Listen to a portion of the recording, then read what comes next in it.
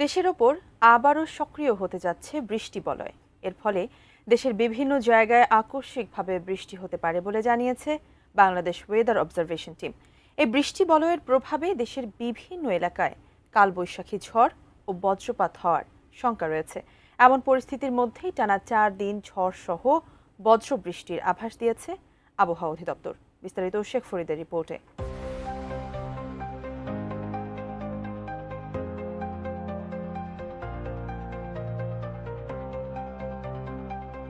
2 দিন বিরতির পর আবারও দেশের উপর সক্রিয় হতে যাচ্ছে বৃষ্টি বলয়। এর ফলে দেশের বিভিন্ন জায়গায় আকস্মিকভাবে বৃষ্টি হতে পারে। 13 এপ্রিল রবিবার এমন তথ্য জানিয়েছে বাংলাদেশ ওয়েদার অবজারভেশন টিম বা BWOT।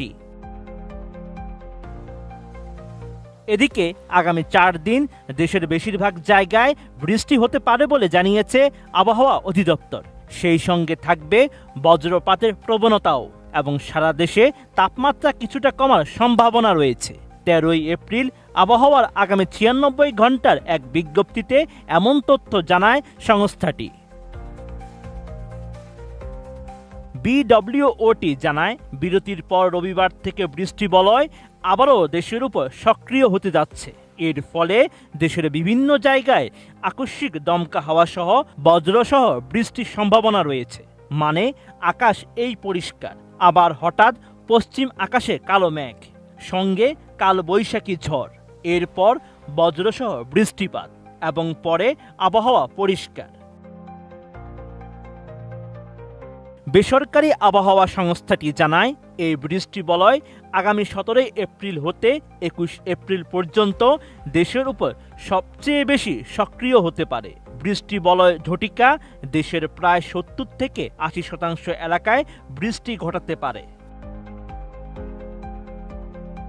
আবহাওয়ার আগামী 96 ঘন্টার বিজ্ঞপ্তিতে বলা হয়েছে, 14 এপ্রিল সোমবার সকাল 9টা থেকে পরবর্তী 24 ঘন্টায় রংপুর, রাজশাহী, ময়মনসিংহ, ঢাকা, খুলনা, বরিশাল, চট্টগ্রাম ও সিলেট বিভাগের 2-1 জায়গায় অস্থায়ীভাবে দমকা হাওয়া সহ বৃষ্টি বা বজ্রসহ বৃষ্টি হতে পারে।